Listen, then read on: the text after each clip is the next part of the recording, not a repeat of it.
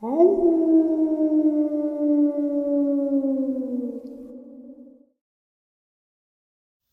greetings and salutations, everyone. I hope everyone is still doing well, and welcome to this night-ending bonus upload. Before we jump into it, a couple quick links. As many of you know, I rely on Patreon, PayPal, channel membership, and the merch to help the channel to continue to grow and go. Links to Patreon, PayPal, and channel membership is in the description below. Merch displayed directly under the video.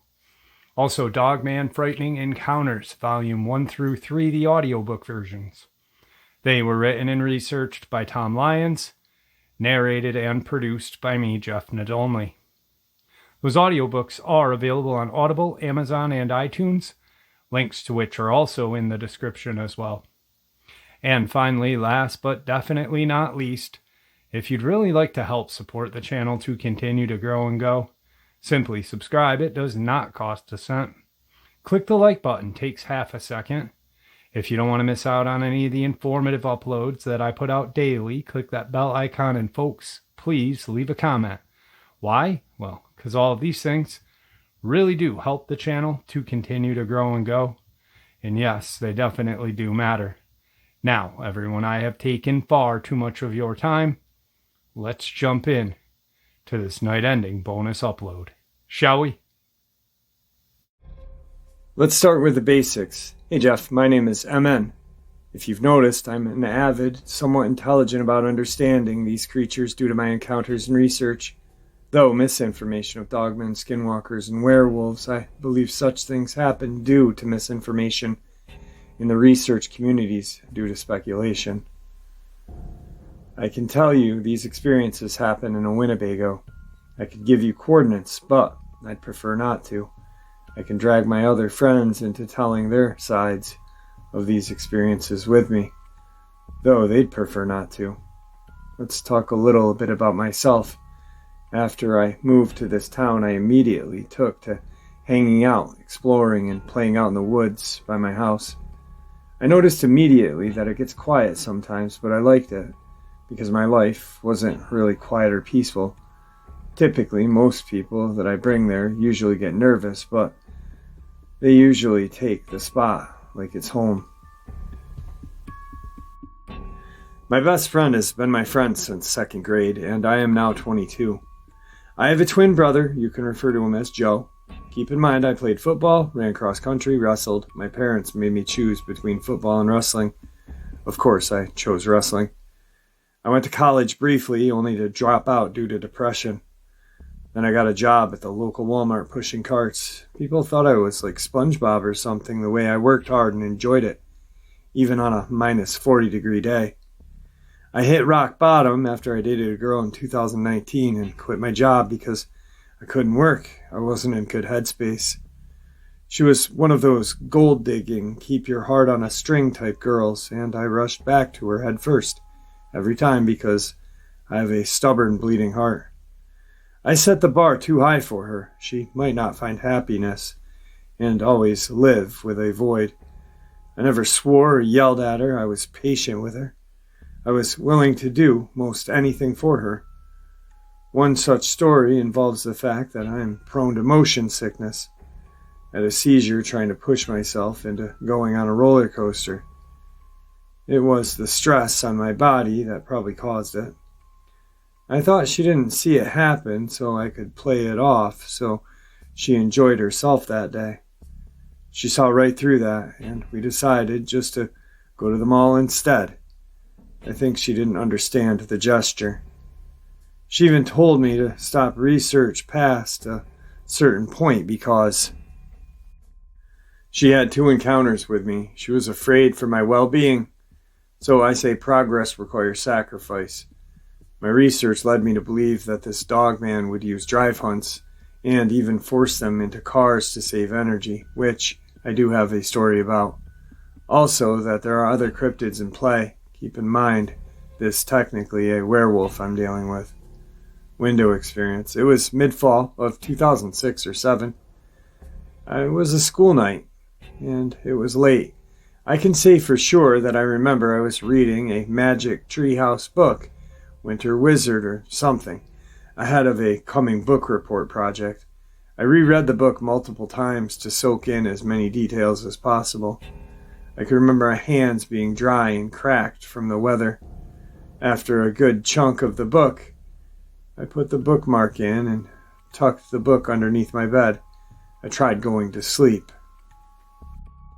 I rolled and rolled, but something felt off, like something was staring, and that my hair was standing on my arms as well. So I turned toward the window and saw something that was nearly a foot taller than my dad by comparison to the window. My dad's 6'3" in shoes. This wolf thing, looking at me, was built. The eyes were a darkish yellow, and its teeth were slightly yellow. It had dark fur, less fur on the chest as you moved down on him. It really didn't have fur past certain, meaning it was bare. Also, the outer fur of its face was matted differently than the inner because it was more pressed down inwards.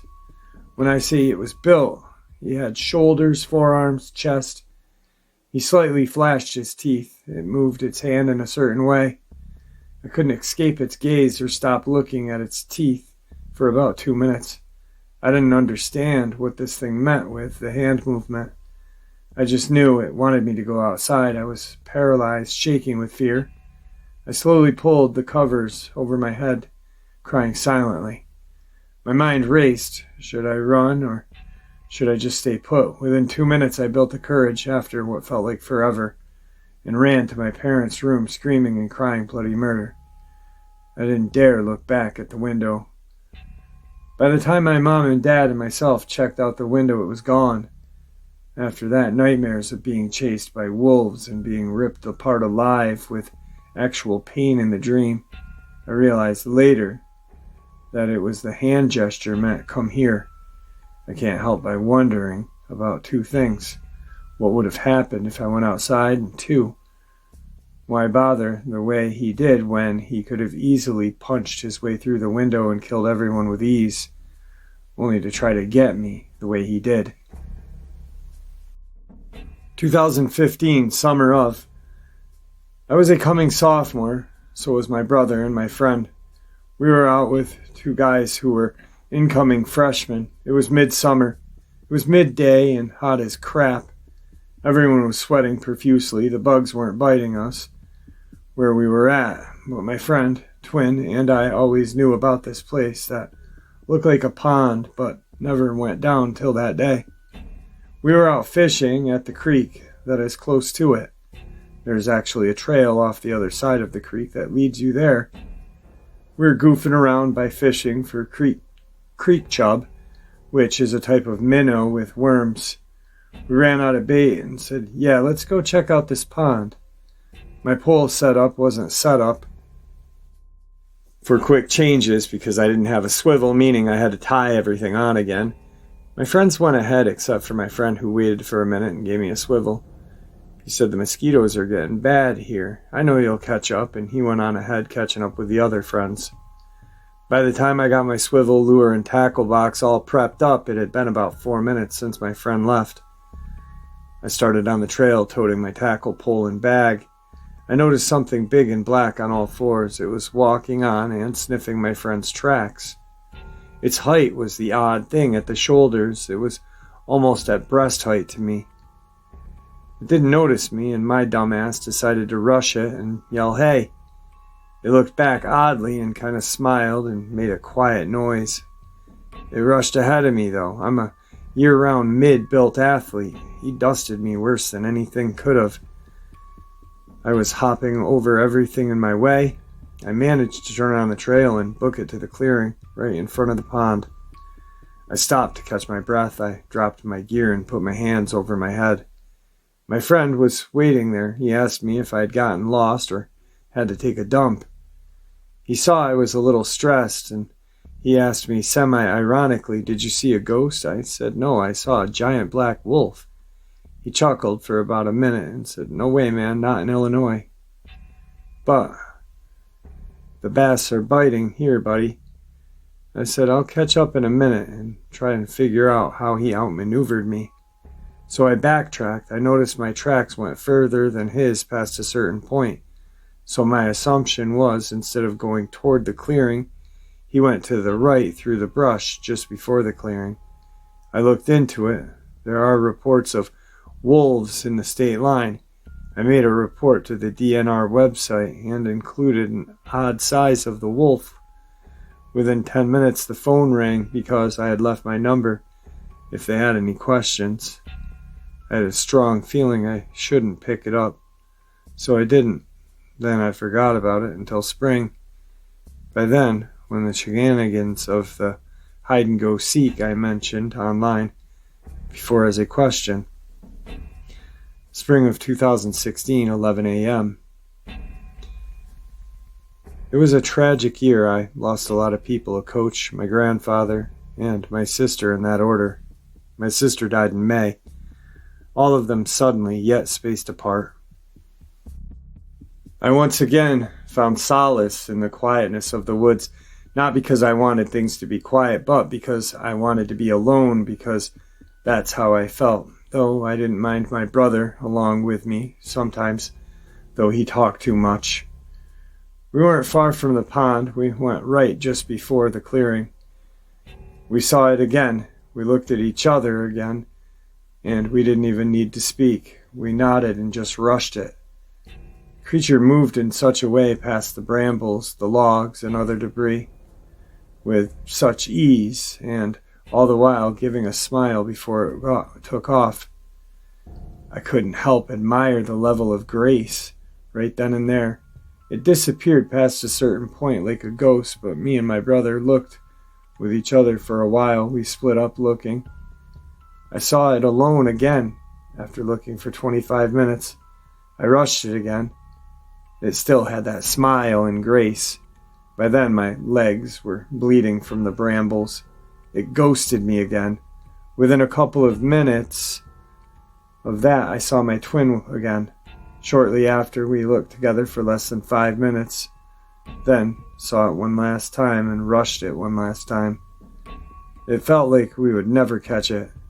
We decided just to go home because we were both pretty scraped up, bitten up on the top of that. Another friend's story.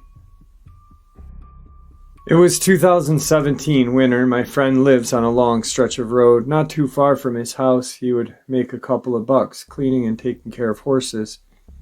He was headed there late because he had went to college scouting for track during the day. He was driving his truck and, not too far from the guy's house, he saw a black wolf man as he described on 2 legs.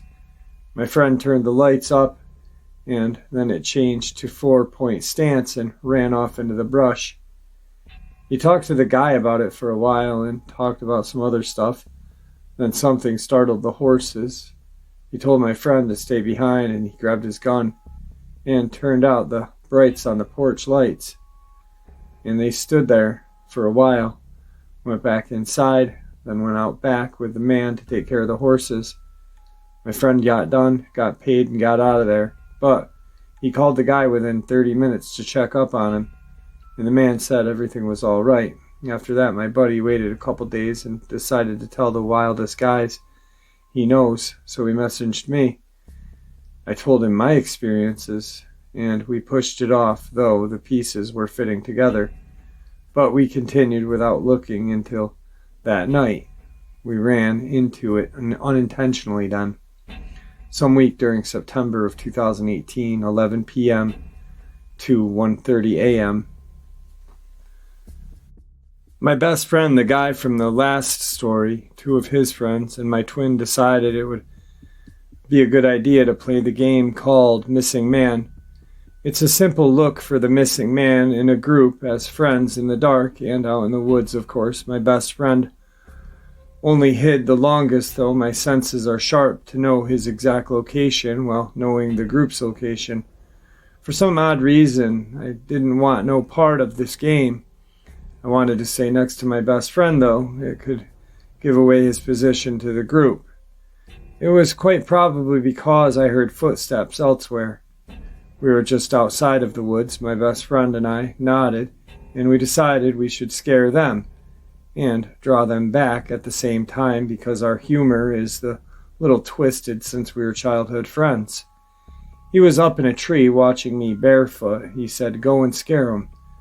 "Scare him bad." I nodded and said, "Okay." So I started screaming hysterically, "Get it off! Get it off!" You would have thought somebody lit me on fire. I got a kick out of it. He got a kick out of it. They came running back, saying and asking, "What's going on?" I told them I just did it to mess with them.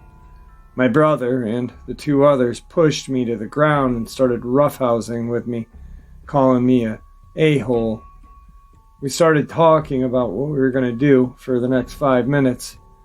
That's when something interesting happened. They screamed loud enough you could feel it in your chest and your ears hurt just a little. It sounded like a guttural high pitch, just to imagine the sound of a old horror movie woman screaming mixed with a pig that lasted for about 30 seconds. We legged it to my house. My best friend, he's a skeptic, but won't talk about what happened after that night because we all dove into the topic after the horse farm, though. I was neck deep compared to them. They explained something was following them from the distance while they were looking for my best friend. We decided that that's messed, so let's do something else. So, went Blood's Point, the most haunted road in Illinois. It didn't go any smoother at Blood Point, so decided McDonald's they wanted to hear my theories on it. I didn't state anything than what I already definitely knew, such as there are different types and that they jump real far. After that, they dropped my twin, my best friend, and I off. But they had to come back because my twin forgot his phone in their car. Sure enough, they saw it running through the park towards the no trespassing sign property. Last week of September of that year was interesting working at Wally World due to the scuffle of people trying to buy last-minute stuff on the weekends. Also, we went looking for it with 5 friends plus my brother. It's just 'cause we were bored. It was drizzling and cold enough for a sweatshirt. It quickly started tailing us as soon as we entered the woods. It came from the side, from the firing range, no trespassing zone. I told them right away that we were being followed. We went toward the highway and the neighborhood fork instead of going straight. We went left on the trail that leads towards the other neighborhood. By the time we were halfway down that trail, we were getting rocks pelted at us. Just before the fork that leads to the island in the corn, I can see these rocks are bigger than my fist. Also, they come from up and over the tree line. My friend with the horse farm story nearly got a huge one straight to the head, but it went over less than a couple of feet. This situation had a different type of air to it. We all decided to keep moving to avoid being pelted. There was a moment that I knew something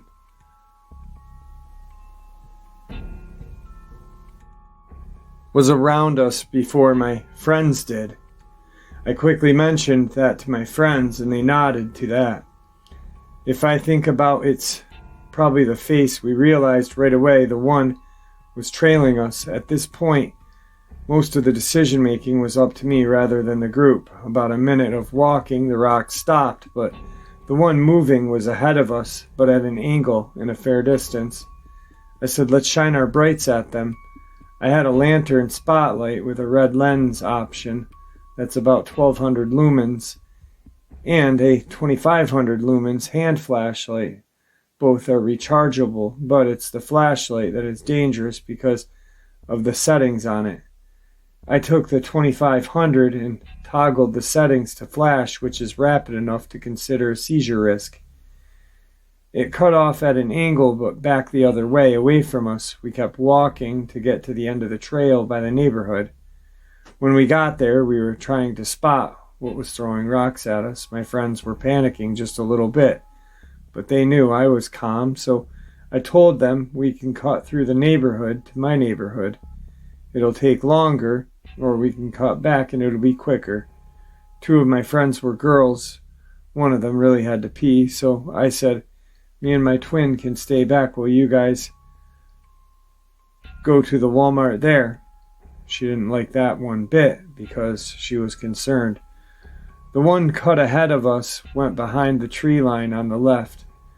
She said, Mike, Joe, you realize there are at least 2 of those things. I responded with a chuckle. There's probably more than that. So we decided to cut back through while shaking a leg to get back because the neighborhood route would be just a little longer. Everyone was huddled, but we shook a leg, but not quite running or jogging pace. The horse guy was screaming the Star-Spangled Banner. The girls were trying to hold on to me. It's one thing that irritates me. I don't like that attention from a girl that's got a boyfriend because I feel like a bad guy. So I told them to move ahead of the group while I trail the group. It was a couple of minutes past the tree line. There was a break in the tree line. But we stopped so I can think clearly and come up with a plan. I said, let's stop, turn off the lights, and be quiet. The group interrupted with protest. My twin said, he's right. Your plan is to shine it when it gets close to us to scare it off and even get a better look at it. Correct. If flash its eyes off guard, we can book it. We waited. They almost started panic again. I told them, shut up and huddle up. I grabbed the 2500 hand flashlight. We waited and listened. It was creeping up at us. I waited until it was about 50 yards away, and I flashed it. We saw it briefly. I noted the eye shine was yellow. The ears were pointed. It was on 2 legs, but it reacted quickly. It literally just yeeted its whole body sideways from the far side of the trail past the other side of cover, away from the light. I said, all right, let's go quick. So we picked up the pace to a jog, and I toggled the flashlight setting and kept it pointed behind and to the side of us and moved to the back of the group. We got out and decided to keep the pace to my house. We let the girl use the bathroom and went to Walmart because we were bored. I told everyone I'll scout for tracks early the next morning because they wondered this situation was different than the other encounters and our basic understanding of these creatures for 3 of us. Late as I ate some food, had coffee, and was out the door by 6:30. I followed our path from last night and noticed the classic Dogman tracks. What's worth noting is the stride length between each is a dead giveaway. I went behind the tree line and started looking. I was a little shook by the tracks, 3 different sizes, a big one a little bit smaller, and one was the size of a child's. They were Bigfoot tracks. So I sat down and crossed my legs and mulled it over. They weren't aiming for the Dogman with the rocks because they were barely missing us. The Dogman cut across to the tree line to where the Bigfoot was at with the tracks, but was good enough distance away, the tracks, to imply it was ahead of them. Obviously, they didn't fight each other. We would have heard that, saw it, and wouldn't forget it. So I deduced the Dogman was trying to keep pace with us from them, which is odd, not a character for a Dogman. So I plucked some hair from my beard and decided to scuff my prints and leave. I told my friends and twin later, and they knew enough to think this was odd too. Researched at the Forest Preserve, I found Dogman prints along the creek and the smaller Bigfoot prints ahead of the Dogman's.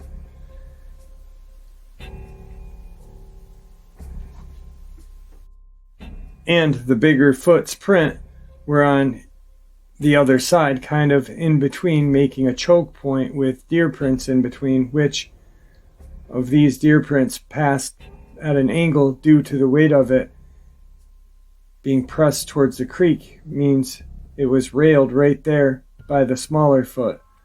There was some crushed grass, no blood, so I guess they took a meal to go. I guess they do co-op drive hunts, which is the most unusual behavior. Again, I sat down, crossed my leg, and thought it over while plucking my beard hair for a couple of minutes and started walking home.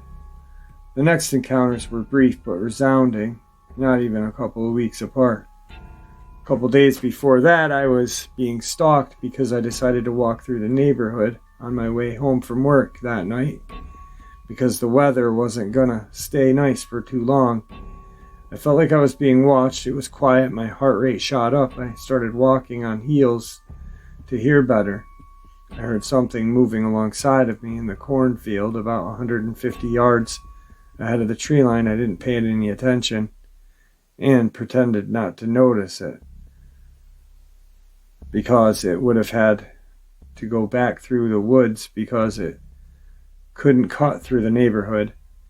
It was 20-minute stroll that night home. I got home, ate some lasagna, and drank a lot of water. I realized I left my caddy and propane key in my pocket. I begged my mom to take me right back because there were only 2 sets and I had one of them. My boss was still there. She looked at me funny and asked, "You forgot something, Mike." "The keys, boss." "Oh, okay," she said and continued through the paperwork. I put them away and went back outside, took a long glance at my lot.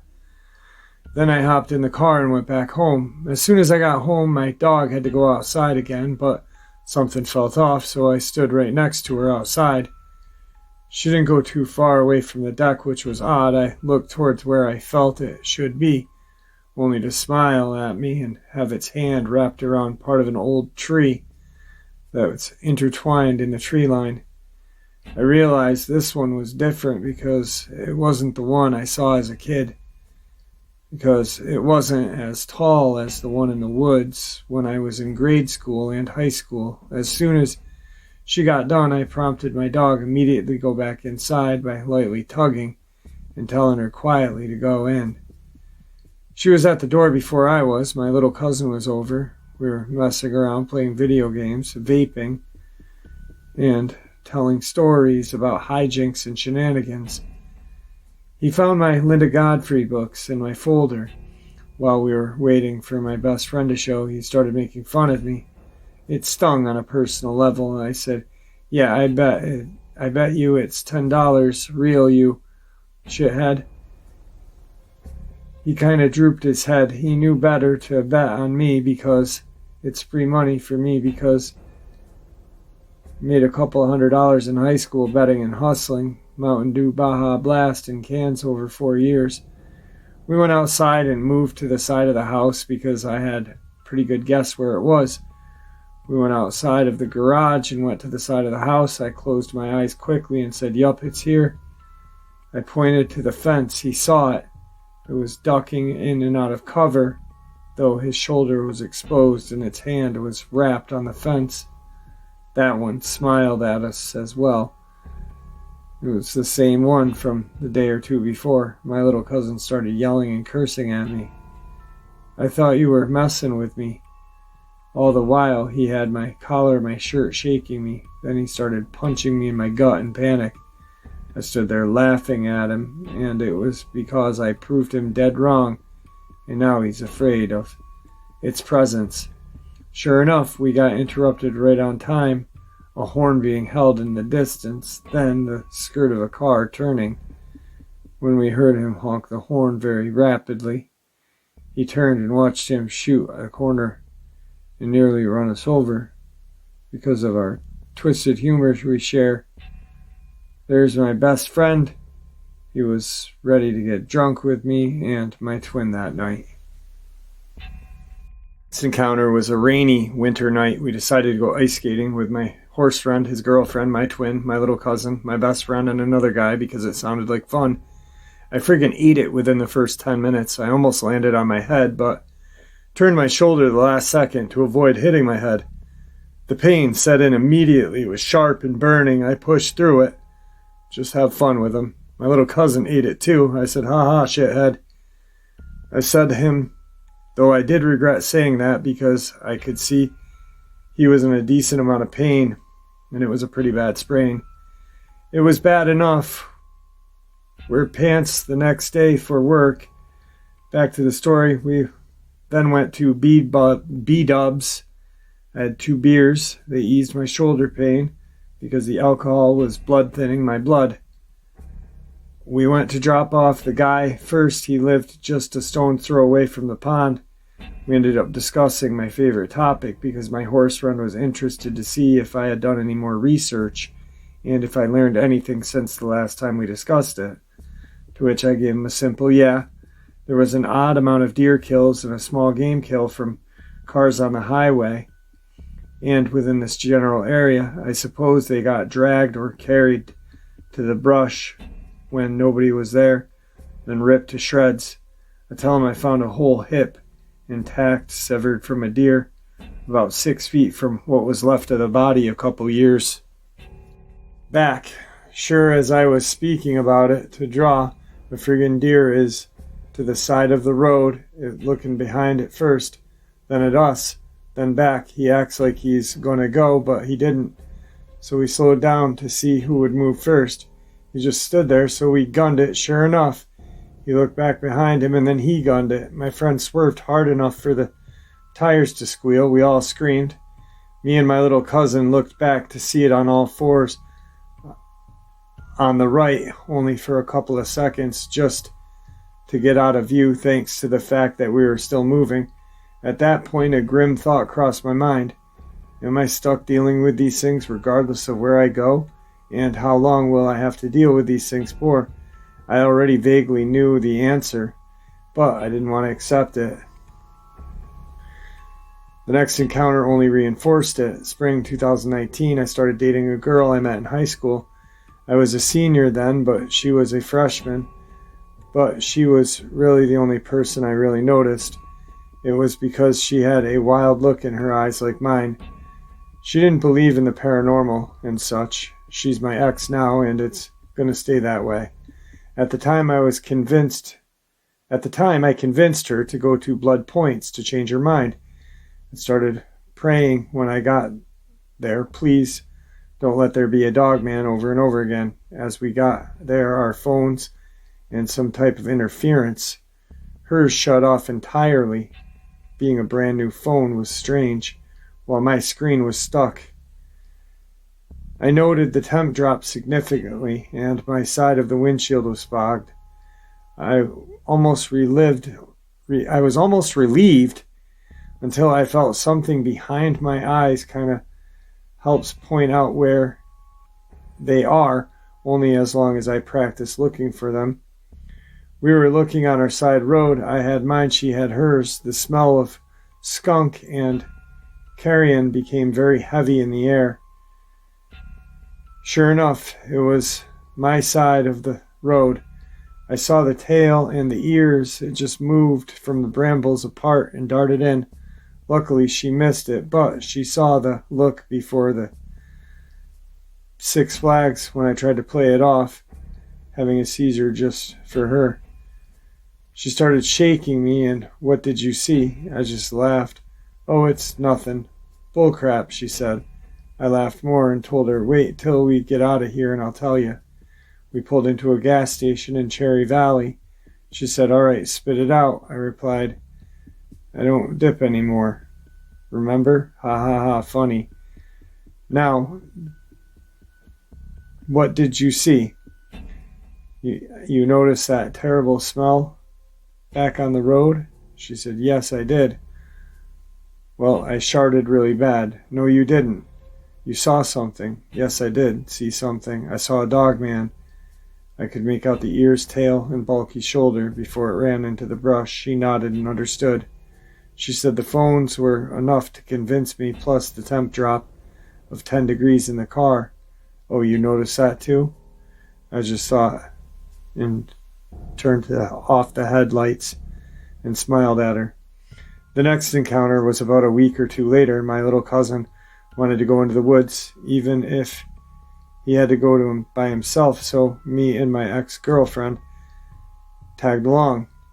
I led them towards the trespassing sign and pointed and said, there, just ahead, and to the left about 70 yards. I only had the lantern. The eye shine was yellow, but was kind of peering behind a tree. It disappeared, then moved to another tree that was closer. My little cousin sat down, crisscross, and said, "I'm gonna wait."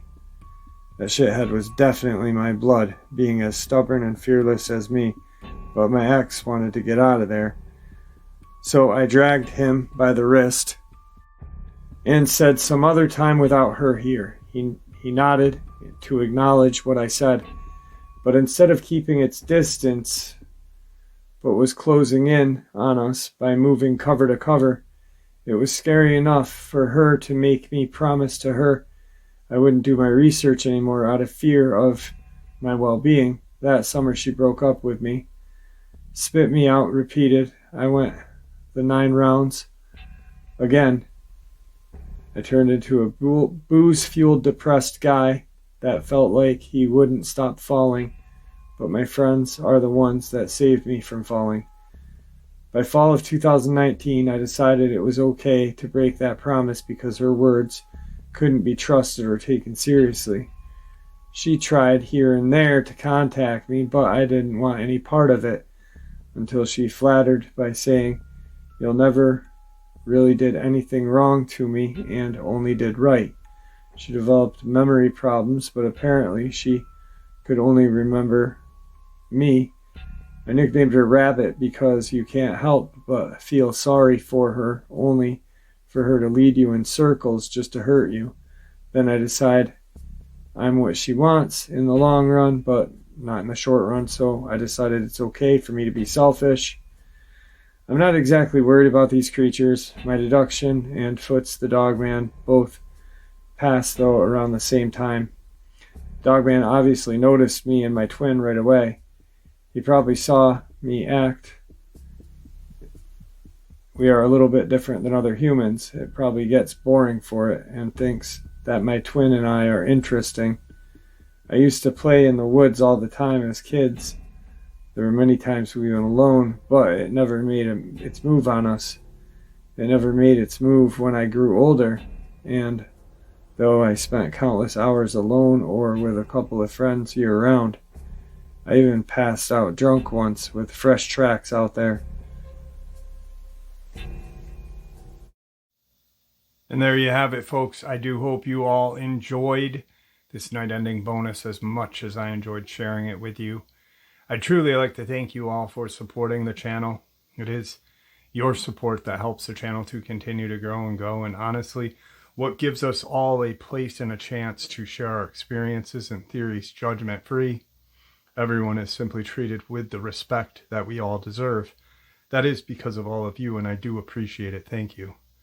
Please, everyone, stay safe, happy, healthy, and ever vigilant, keeping an eye on our children, pets, family, and friends. These creatures are real. They are out there and dangerous. Share this information with those you love and care about, and it may just help save their lives someday. Until next time, never stop asking questions. Never stop searching for the truth, and God bless you all.